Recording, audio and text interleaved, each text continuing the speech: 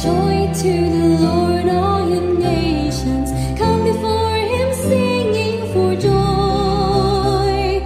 Serve the Lord, serve the Lord. Come before him singing for joy. Sing to the Lord with shouts of joy. Let all creation rejoice. Come join the song of praise to our God. He is the Lord. Sa ngalan ng Ama, ng Anak at ng Espiritu Santo. Amen. Sumainyo ang Panginoon. At sumaiyo rin. My dear friends, not every day is good, and yet God remains good. Yan ang mabuting balita sa atin ngayong araw. Sa mga pagkakataon na kung saan nawalan tayo ng tiwala, pananalig sa Diyos. Sa mga pagkakataon na kung saan tayo lang ang nagtrabaho, nakalimutan natin na magpatulong sa Kanya. Pagsisihan natin ang mga pagkakataong ito para tayo muli ay makitang karapat-dapat makatanggap sa mga banal na misteryo at para magkaroon ng bunga ang ating mga kapaguran. Yan naman sa ating mga kasalanan sa mga panahon na tayo naging makasarili. Hingin natin ang Kanyang awa at tawad. Inaamin ko Sa makapangyarihang Diyos at sa inyo, mga kapatid, na lubha akong nagkasala sa isip, sa salita, sa gawa at sa aking pagkukulang. Kaya isinasamo ko sa mahal na Birheng Maria, sa lahat ng mga anghel at mga banal, at sa inyo mga kapatid, na ako'y ipanalangin sa Panginoong ating Diyos. kawaan tayo na makapangyarihang Diyos. Patawarin tayo sa ating mga kasalanan. Patnubayan tayo sa buhay na walang hanggan. Amen. Panginoon, kaawaan mo kami. Panginoon, kaawaan mo kami. Kristo, kaawaan mo kami. Kristo, kaawaan mo kami. Panginoon, kaawaan mo kami. Panginoon, kaawaan mo kami. Manalangin tayo. Ama naming makapangyarihan, tanang pinakamabuti iyo'y tinataglay. Gawin mo sa aming kalooban manuot ang pag-ibig sa iyong ngalang dakila at bantog, upang sa pag-unlad ng aming pagsunod, sa pananampalataya iyong pinagkaloob, mapagyaman mo ang kabutihang iyong inihandog, at ang iyong pinagyaman ay mapanatili mong lubos. Sa iyong pagsubaybay sa amin at pagkupkop, sa pamagitan ni Jesucristo kasama ng Espiritu Santo, magpa sa walang hanggan. Amen.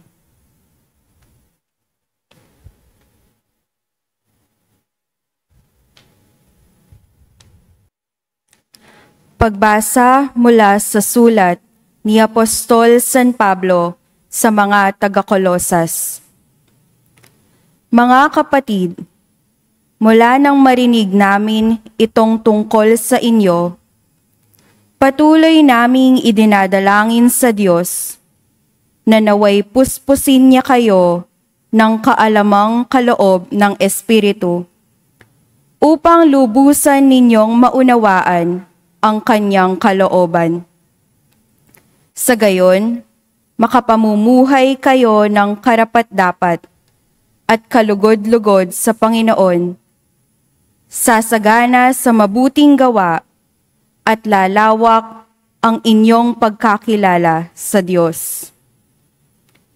Idinadalangin din naming kayo'y patatagin niya sa tulong ng kanyang dakilang kapangyarihan upang masaya ninyong mapagtiisan ang lahat ng bagay. At magpasalamat kayo sa Ama sapagkat minarapat niyang ibilang kayo sa mga hinirang na magmamana ng kaharian ng kaliwanagan. Iniligtas niya tayo sa kapangyarihan ng kadiliman at inilipat sa kaharian ng kanyang minamahal na anak. sa pamamagitan ng anak, tayo'y pinalaya at pinatawad sa ating mga kasalanan. Ang salita ng Diyos. Salamat sa Diyos. Ang Diyos na rin ang naghayag ng handog niyang pagliligtas. Ang Diyos na rin ang naghayag ng handog niyang pagliligtas. Ang tagumpay niyang ito'y siya na rin ang naghayag. Sa harap ng mga bansay, nahayag ang pagliligtas.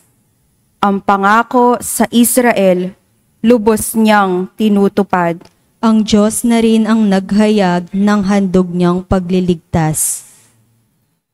Tapat siya sa kanila at ang pag-ibig ay wagas. Ang tagumpay ng ating Diyos kahit saan ay namalas.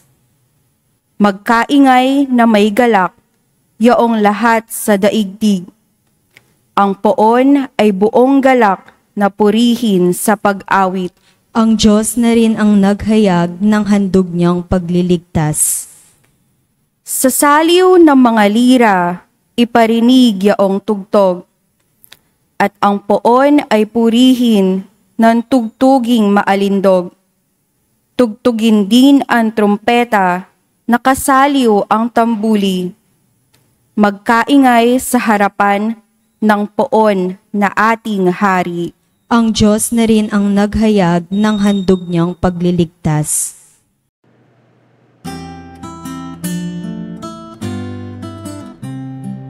Alleluia, alleluia, alleluia, alleluia, alleluia,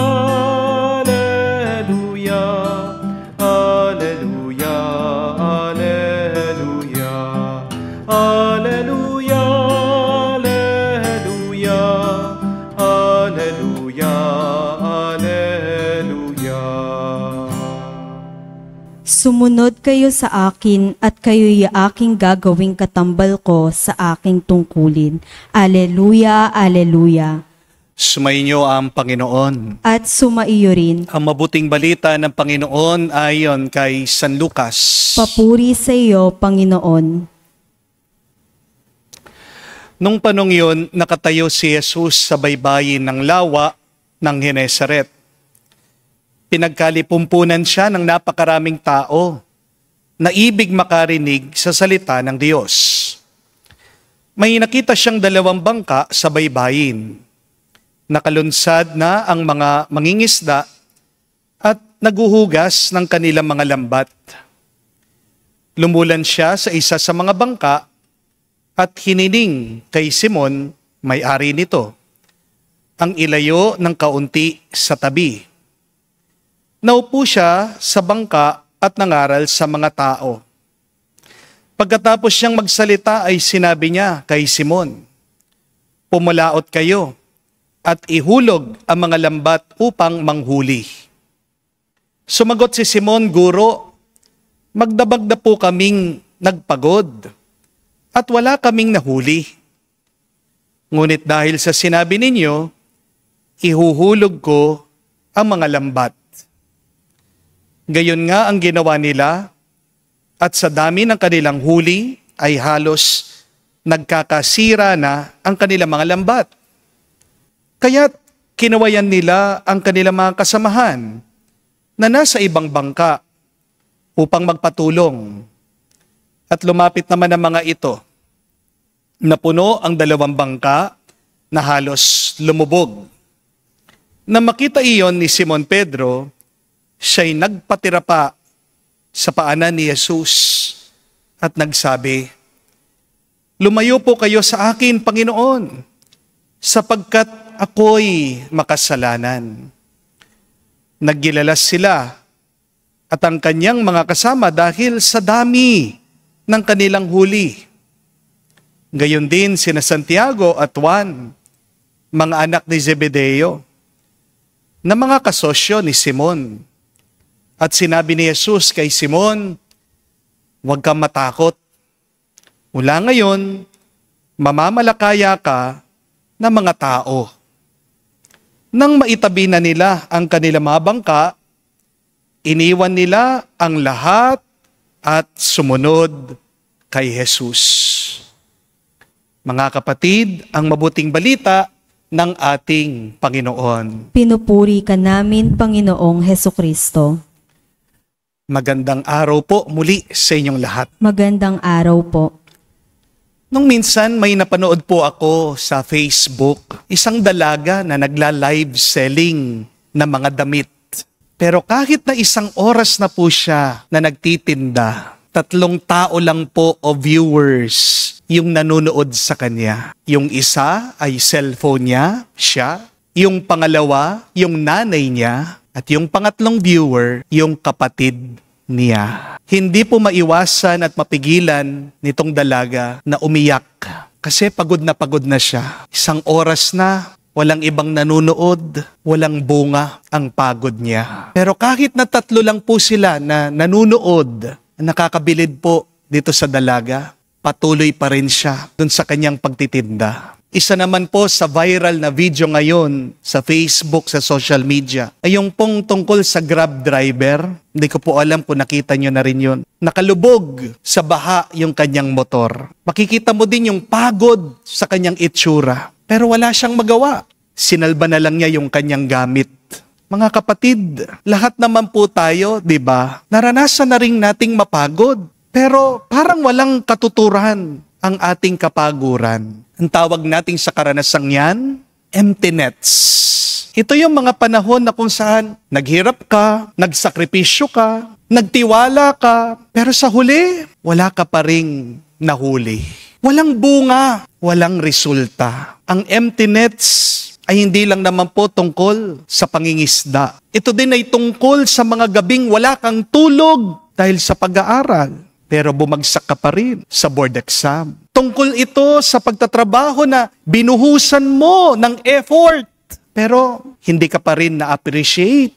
Tungkol din ito sa mga relasyon natin, na kung saan inalagaan mo, pero niloko ka pa rin, sinaktan ka pa rin. At kapag tinitignan natin ang mga lambat natin sa buhay na walang laman, madali tayong panghinaan ng loob. Madali tayong mapagod. At napapatanong na lang tayo sa dasal, Lord, bakit kaya?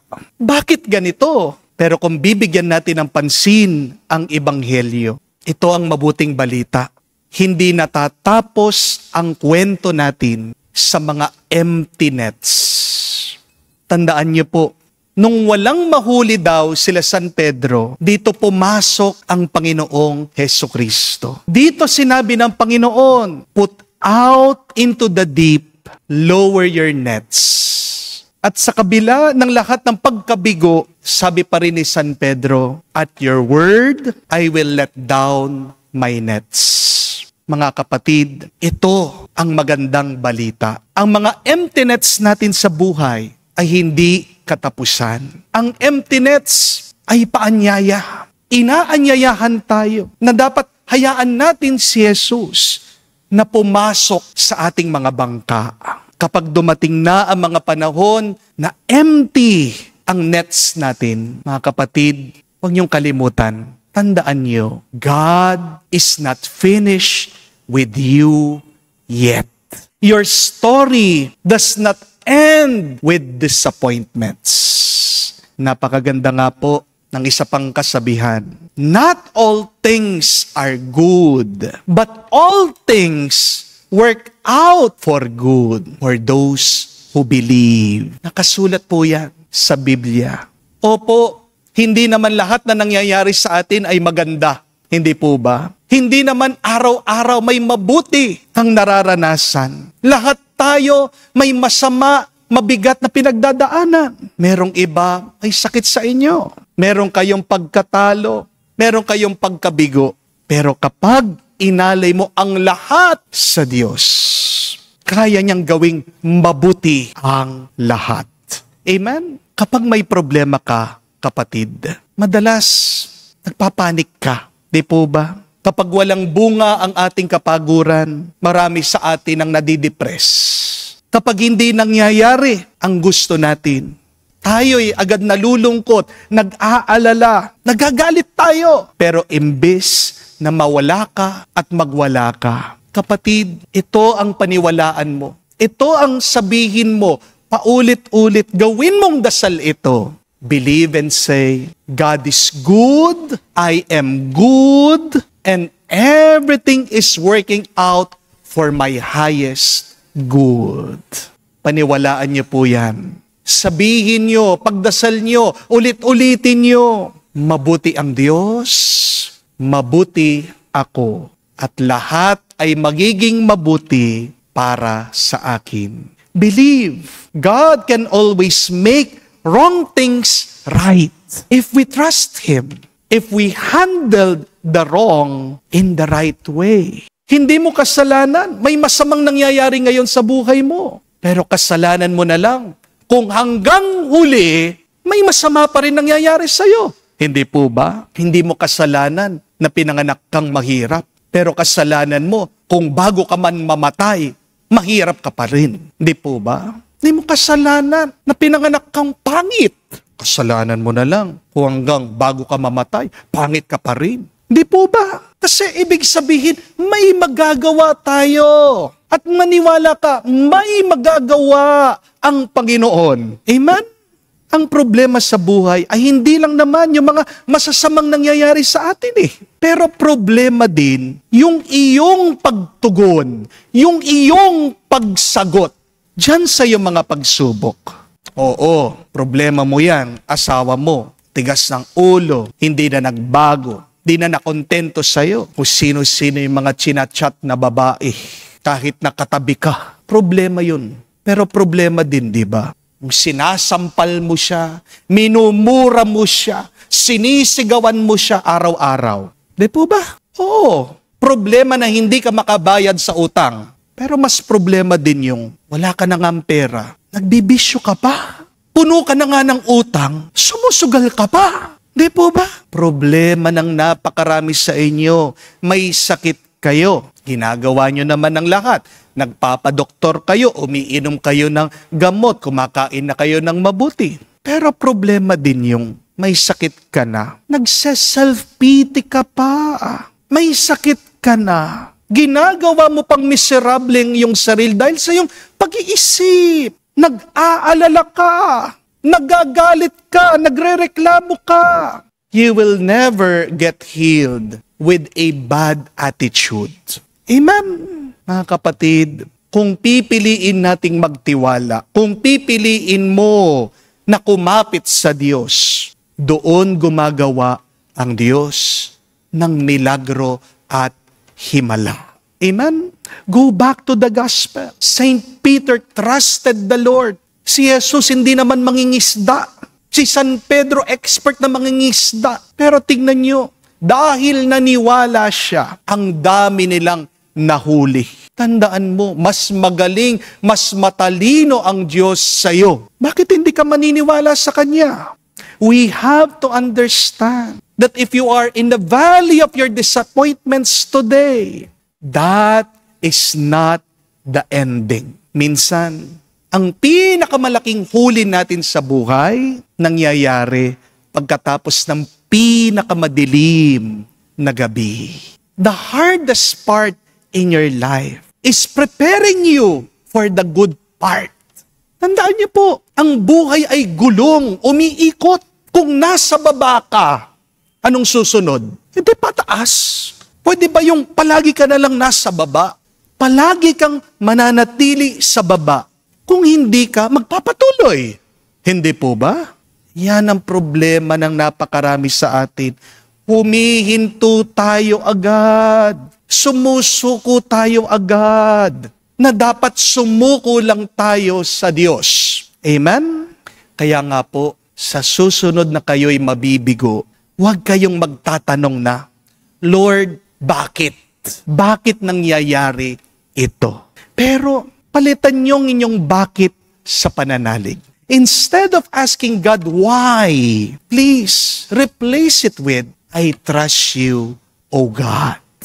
Kung mananatili yung iyong why, mauubos ka sa kakaisip. Hindi po ba? Pero kapag sinabi mo, Lord, I trust you, doon ka magkakaroon ng kapayapaan. Ang pinakamahalaga, gaya ng ginawa ni San Pedro. Pagkatapos ng himala, iniwan niya ang lahat para sumunod kay Jesus. Kasi ang tunay na himala, hindi lang naman yung lambat na puno ng isda. Ang tunay na himala ay ang isang puso na puno ng tiwala. Remember that the greatest catch is not the fish, but the faith. Mga kapatid, baka ngayon, hawak mo rin ang iyong mga lambat na walang laman. Ang iyong mga problema, pagkabigo, anuman ang iyong pagsubok. Pero tandaan niyo po ito, kung mayroong kang empty nets, ibig sabihin, may space para ang Diyos punuin niya ito. Hindi ka mapupuno ng pagpapala at grasya ng Diyos kung puno ka na. Hindi po ba? Magpasalamat ka, ubos ka. Magpasalamat ka, walang-wala ka. Kasi ibig sabihin, handa ka para punuin at umapaw ngayon ang biyaya ng Diyos sa buhay mo. Huwag kang susuko, huwag kang bibitiw. Dahil minsan, ang mga pinakamalalaking himala ay nangyayari pagkatapos ng ating mga pinakamalalaking kabiguan. Kaya ngayong araw, gawin natin ang panalangin ni San Pedro. Sabihin natin, Panginoon, kahit na wala akong nakikita, kahit na pagod na ako, sa iyong salita lamang, itatapon ko muli ang aking lambat. Susubukan ko muli. Magpapatuloy ako dahil nananalig ako na pupunuin mo ako ng sobra-sobrang grasya at biyaya. Because you are good, I am good, and everything will work out for my highest good. Dasalin mo yan, kapatid. At dyan, magsisimula na ang iyong napakalaking huli. You will have your greatest catch after your greatest disappointment. Amen. Tumayo po tayo. Nung sinabi ni Jesus sa kanyang mga alagad, "Hali kayo, sumunod kayo sa akin." Tinatawag rin niya tayo sa kanyang halimbawa ng panalangin upang ibahagi ang pananalangin sa iba.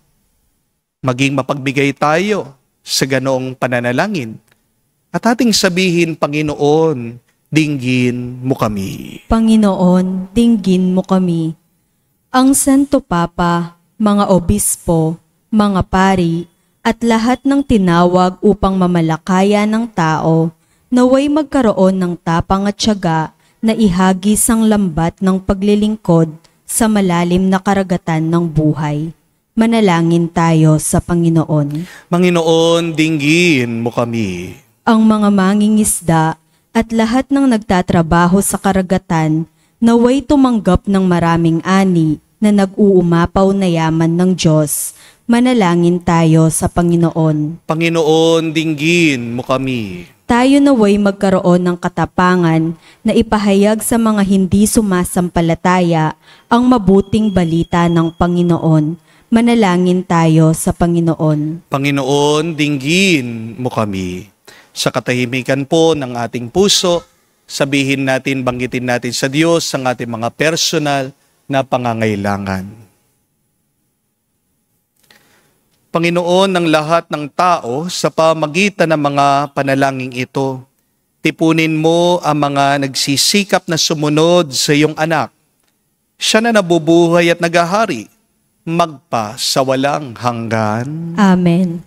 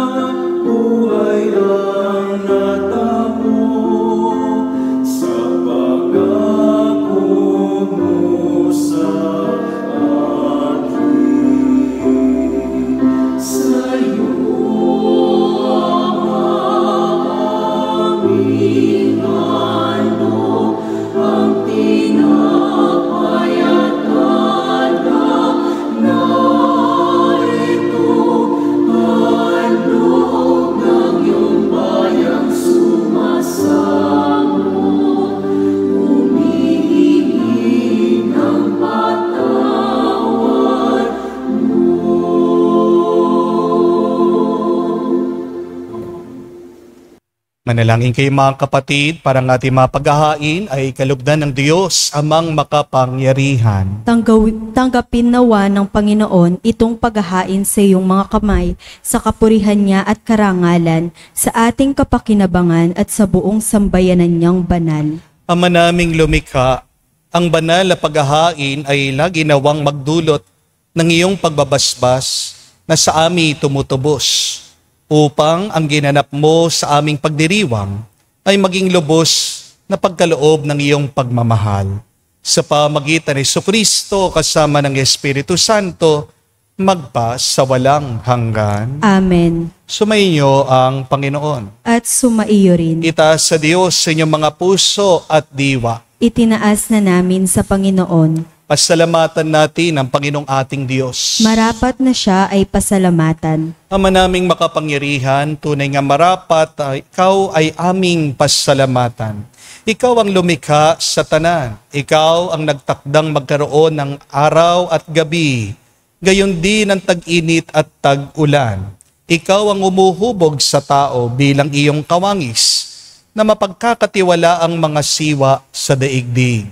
Ikaw ngayon pinaglilingkuran sa pagganap na pananagutan ng iyong pinagtitiwalaan sa pamagitan ng anak mong mahal. Kaya kaisa na mga anghel nagsisiawit ng papuri sa iyo. Nang walang humpay sa kalangitan, kami nagbubunyi sa iyong kadakilaan.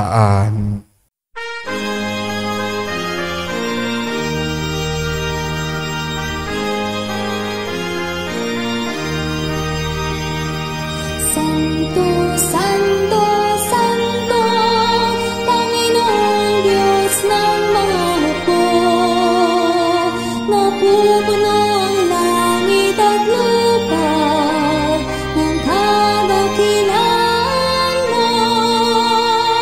Hosana sa kaitasan, pinagpalang na paninito sa ngalan ng Panginoon. Hosana sa kaitasan, Hosana sa kaitasan.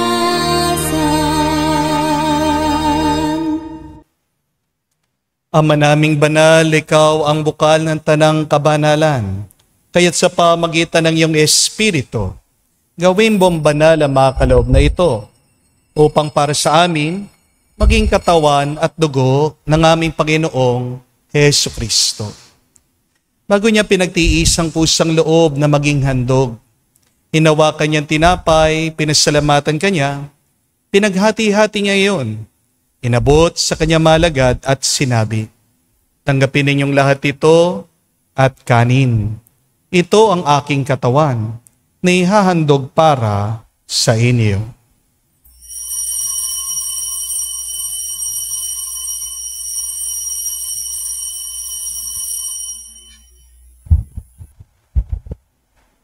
Gayon din naman na matapos ang hapunan, hinawakan niyang kalis.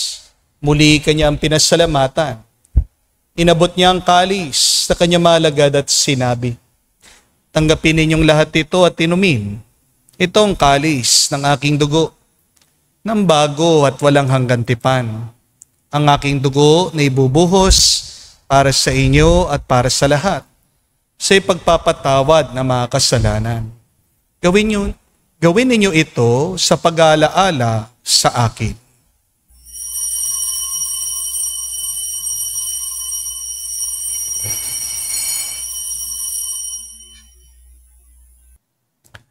Ang misteryo ng pananampalataya.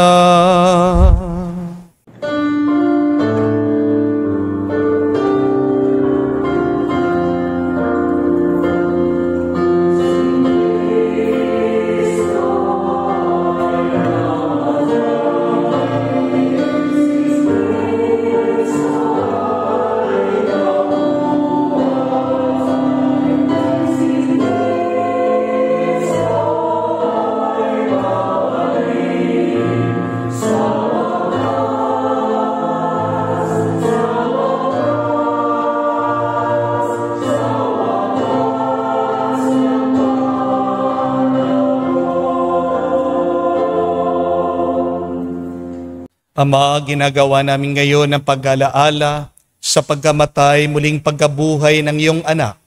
Kaya tinialay namin sa iyong tinapay nagbibigay buhay at ang kalis na nagkakalob ng kaligtasan.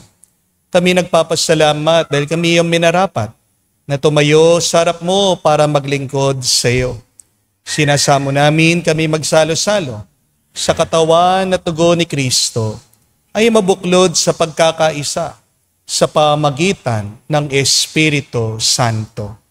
Ama, lingapin mong iyong simbahan, laganap sa buong daigdig. Puspusin mo kami sa pag-ibig. Kaisa ni Leon ang aming Santo Papa, si Florentino, aming Arsobispo ng Tanang Kaparian. Alalahanin mo rin ang aming mga kapatid na nahimlay may pag-asang sila'y muling mabubuhay. Gayon din naman lahat ng mga pumanaw. Kawan mo't sila't patuloyin sa iyong kaliwanagan. Kawan mo't pagindapating kaming lahat, makasalo sa iyong buhay na walang wakas. Kaisa na mahal na Birhen Maria, Ina ng Diyos. Kaisa ni San Jose ang kanyang malwalhating esposo. Kaisa ng mga apostol at lahat ng mga banal na namuhay dito sa daigdig na kalugod-lugod sa iyo. May pagdiwang nawa namin ang pagpupuri sa ikararangal mo sa pamagitan ng iyong anak, aming Panginoong Heso Kristo. Sa pamamagitan ni Kristo, kasama niya at sa Kanya, ang lahat ng parangal at papuri ay sa iyo, Diyos Ama, makapangyarihan, kasama na Espiritu Santo, magpasawalang hanggan. Amen, amen, amen. Sa nakagaling na utos sa turo ni Jesus, Panginoon natin at Diyos, ipahayag natin ang lakas loob.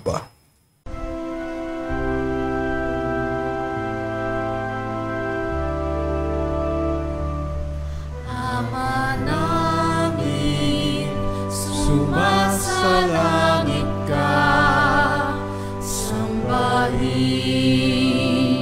ang ngalan mo, mapasaangin ang kaharian mo, sundin ang loob mo dito sa lupa.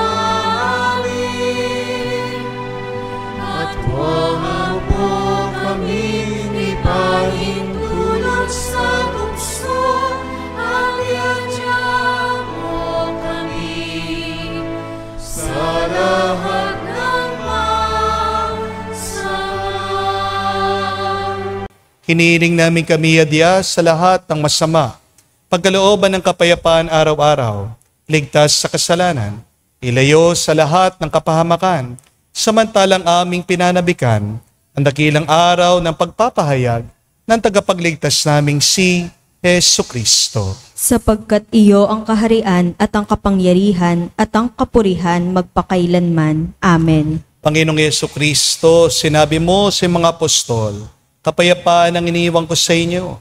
Ang aking kapayapaan binibigay ko sa inyo. Tunghayan mo ang aming pananampalataya at huwag ang aming pagkakasala. Pagkalooban mo kami ng kapayapaan at pagkakaisa, ayon sa iyong kalooban, kasama ng Espiritu Santo, magpa sa walang hanggan. Amen. Kapayapaan ng Panginoon ay laging sumainyo. at sumaiyo rin. Magbigayan po tayo ng kapayapaan sa bawat isa. Piso niyo po, kapayapaan po sa inyong lahat.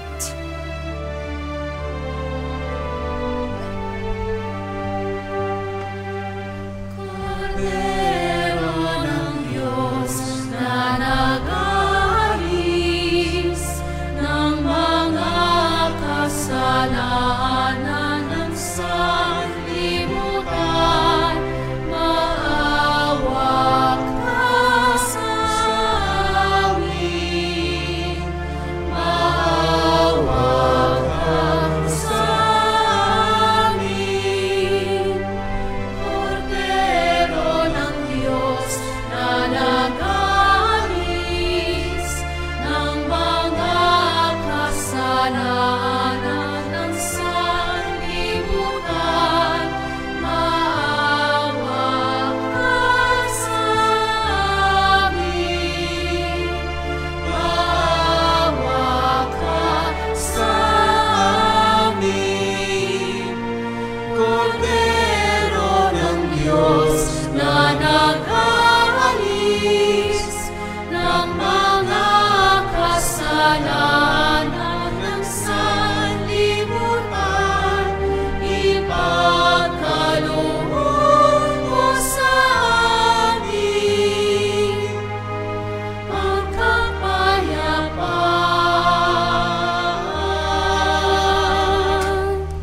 Mga kapatid, naririto ang ating Panginoong Jesucristo, ang Kordero ng Diyos. Siya nag-aalis sa mga kasalanan ng sanlibutan. Mapalad tayong lumalapit sa piging ng Kordero. Panginoon, hindi ako karapat-dapat na magpatuloy sa iyo, ngunit sa isang salita mo lamang ay gagaling na ako.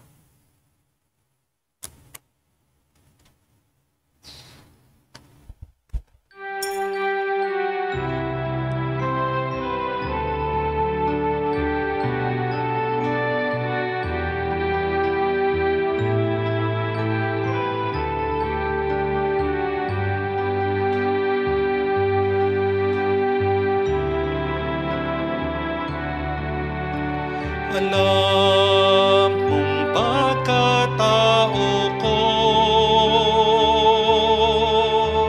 wala akong matatago. Alam mong aking isipan, alam mo ang lahat ng ginagawa ko, O Diyos. Gabayan mo ko, Diyos, sa buhay na ito. Ilapit mo ako sa pagmamahal mo. Dalhin mo ko, Panginoon, sa kalangitan. Buhay kasama mo.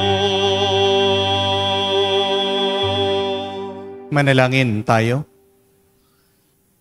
Ama naming mapagmahal, kami nagsalo-salo sa pagkain mong bigay, ay humihiling ng lakas mong inilalaan upang ang kagandang loob nami madagdagan sa paglilingkod namin sa iyong kadakilaan, na nagpapaalab sa pag-ibig namin sa kapwa-tao sa pamagitan ni Jesucristo kasama ng Espiritu Santo, magpa sa walang hanggan. Amen.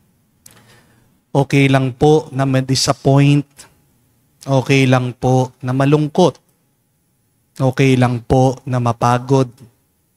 Lalong-lalo na pag wala tayong nakikitang bunga ng ating kapaguran. Pero sana wag mong tutuldukan ng mga bagay ay nilagyan ng kama lang ng Panginoon. Ibig sabihin ng kama, kuwit, meron pang kadugtong, meron pang kasunod. Do not allow your valley of tears to become the end of your story.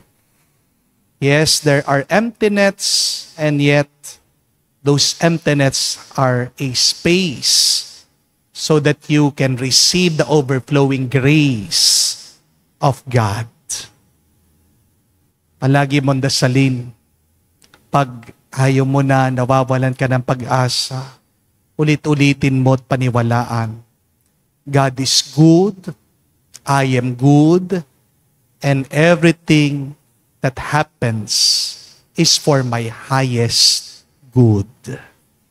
Makikita mo, gaganda, gagaan ang iyong loob, at may magbabago dyan sa iyong sitwasyon.